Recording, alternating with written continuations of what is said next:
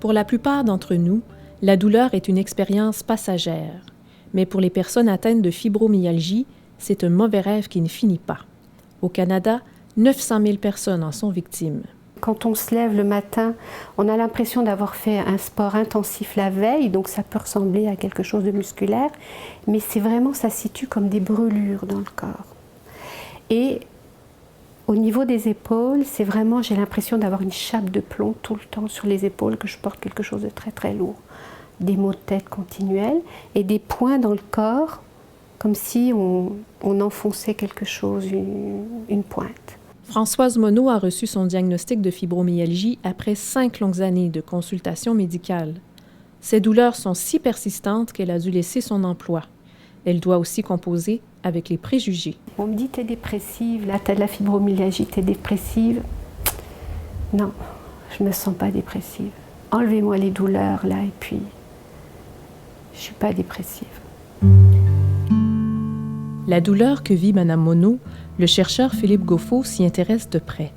Ses travaux contribuent petit à petit à défaire les idées reçues au sujet de la fibromyalgie. On découvre de plus en plus que, la douleur, effectivement, c'est dans la tête, mais ça ne veut pas dire que ce n'est pas une vraie pathologie, ça ne veut pas dire qu'on ne souffre pas de quelque chose de bien réel.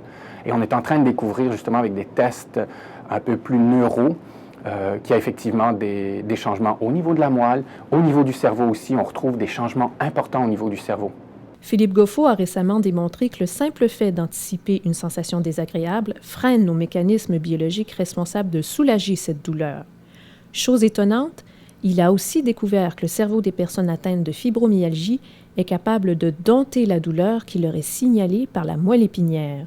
Chez les gens qui souffrent de douleurs chroniques, comme par exemple les gens qui souffrent de fibromyalgie, on a découvert que quand on s'attend à avoir moins mal, effectivement, on va avoir moins mal et le cerveau va jouer un rôle. Mais l'apport de la moelle, qui était important chez la personne qui ne souffrait pas de douleur, il disparaît complètement. Donc, leur moelle, essentiellement, elle continue à être très sensible, hyper sensible à la douleur. Et ce genre de résultat-là, on ne retrouve pas ça chez les gens qui ne souffrent pas de fibromyalgie. C'est pour ça qu'on finit par découvrir, dans le fond, de plus en plus, que la fibromyalgie, ce n'est pas juste un désordre de l'esprit.